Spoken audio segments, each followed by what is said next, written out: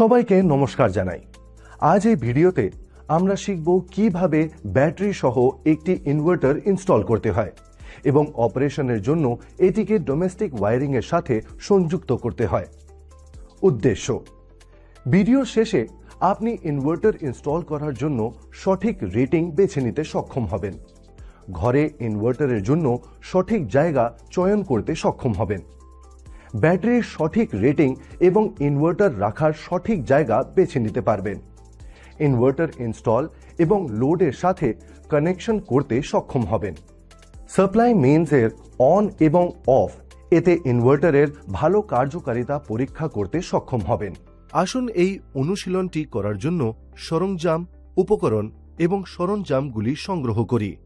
একটি ট্রেনি টুল কিট, একটি 6 mm এর পোর্টেবল ইলেকট্রিক ড্রিলিং মেশিন, একটি 6 mm এর স্টার হেড স্ক্রুড্রাইভার সেট, একটি নম্বর 8 ওয়ালা রল জাম্পার, একটি 50 mm ওয়ালা কম্বিনেশন প্লায়ার, একটি 6 mm থেকে 25 mm double ended spanner set, একটি 0.75 কেজির বল পেন হ্যামার, একটি 250 ভোল্ট বা 10 অ্যাম্পিয়ার ওয়ালা সিঙ্গল ফেস এনার্জি মিটার, একটি 250 ভোল্ট বা 6 অ্যাম্পিয়ার ওয়ালা multi pin socket 3x5 pen, একটি 800 ভোল্ট অ্যাম্পিয়ার বা 250 ভোল্ট ওয়ালা ইনভার্টার, একটি 12 ভোল্ট বা 120 অ্যাম্পিয়ার আওয়ারের ব্যাটারি, একটি 10 অ্যাম্পিয়ার ওয়ালা 2 পোল এমসিবি, প্রয়োজন অনুযায়ী 1.5 mm ওয়ালা দুটি পিভিসি কপার ওয়্যার্স, দুটা 6 অ্যাম্পিয়ার্স সহ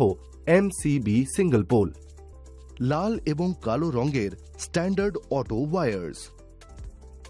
একটা ইনভার্টার এবং ব্যাটারির ক্ষমতা কিভাবে নির্বাচন করব? আসুন আমরা অনুমান করি যে আমাদের নিম্নলিখিত লোডিংগুলির জন্য একটা ইনভার্টার ডিজাইন করতে হবে। টেবিল অনুসারে ইনভার্টারকে এসি পাওয়ারে যে মোট শক্তি সরবরাহ করতে হবে তা হল 740 ওয়াট। ইনভার্টারের ক্ষমতাকে ভোল্ট অ্যাম্পিয়ার গণনা করার জন্য আমাদের পাওয়ার ফ্যাক্টর বিবেচনা করতে হবে। ওয়াট এবং পাওয়ার ফ্যাক্টর ভ্যালুসকে 740 এবং 0.8 হিসাবে সাবস্টিটিউট করুন, যদিও বাড়ির জন্য 0.8 এর পাওয়ার ফ্যাক্টর স্ট্যান্ডার্ড। সুতরাং দেওয়া লোডের জন্য ভোল্ট অ্যাম্পিয়ারতে ইনভার্টারের জন্য যা পাওয়ার চাই সেটা হল 925 ভোল্টস অ্যাম্পিয়ার, 1000 ভোল্ট অ্যাম্পিয়ার বা 1 kVA এর পরবর্তী রেঞ্জটি নির্বাচন করুন। তো চলুন আলোচনা করা যাক কিভাবে ব্যাটারি ব্যাকআপ টাইমটা ক্যালকুলেট করবেন।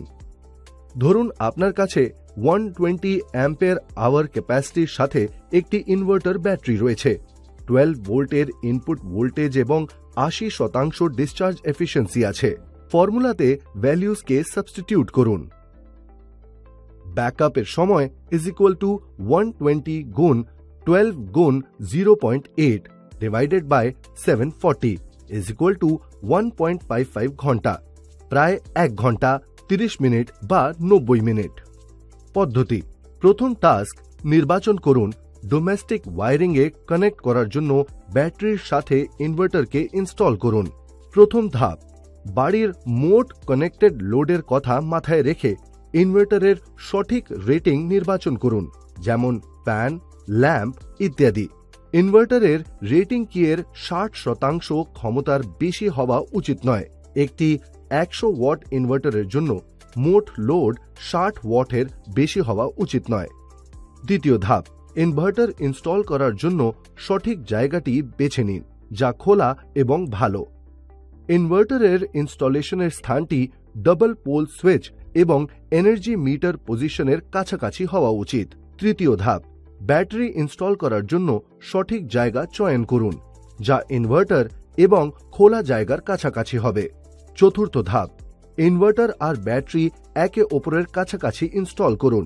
ব্যাটারিকে ইনভার্টারের থেকে দূরে রাখবেন না, এটি ইনভার্টারের কাছাকাছি হওয়া উচিত, কারণ এটি ওয়্যারের রেজিস্ট্যান্সের কারণে কারেন্ট লসকে কমাতে সাহায্য করে। পঞ্চম ধাপ: 1.5 mm 2 স্কয়ার মিটার ওয়্যারের সাথে ইনভার্টারে ওয়্যারিং কানেকশন করুন। ষষ্ঠ ধাপ: মেইনস সাপ্লাই মেইনস থেকে 3 পিন আউটপুট সকেটকে কানেক্ট করুন। সপ্তম ধাপ: লাল তার অর্থাৎ ব্যাটারির পজিটিভ টার্মিনালকে ইনভার্টারের পজিটিভ টার্মিনালের জন্য যে জায়গাটা দেওয়া হয়েছে তার সাথে কানেক্ট করুন। অষ্টম ধাপ, কালো তার অর্থাৎ ব্যাটারির নেগেটিভ টার্মিনালকে ইনভার্টারের নেগেটিভ টার্মিনালের জন্য যে জায়গা দেওয়া হয়েছে তার সাথে কানেক্ট করুন। ইনভার্টারের সাথে ব্যাটারি টার্মিনালস কানেক্ট করার সময় স্পেশাল অটো ওয়্যার্স ব্যবহার করুন। কমন 3/20 বা 7/20 ওয়্যার্স ব্যবহার করবেন না। নবম ধাপ, টার্মিনাল কোরোশন কম করতে ব্যাটারি টার্মিনালগুলিতে গ্রিস বা ভ্যাসলিন প্রয়োগ করুন।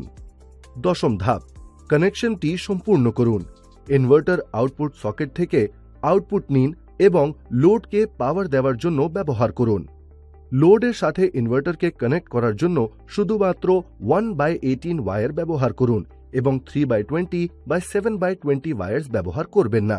ধাপ 11, ইনভার্টার আউটপুট সকেটের সাথে ফেজ আউটপুট পিনের সাথে ওয়াল পিনে অন বা অফ সুইচটি কানেক্ট করুন। ধাপ 12, ইনভার্টার আউটপুট এবং মেইনস এসি সাপ্লাইয়ের একটা কমন নিউট্রাল লাইনটি কানেক্ট করুন।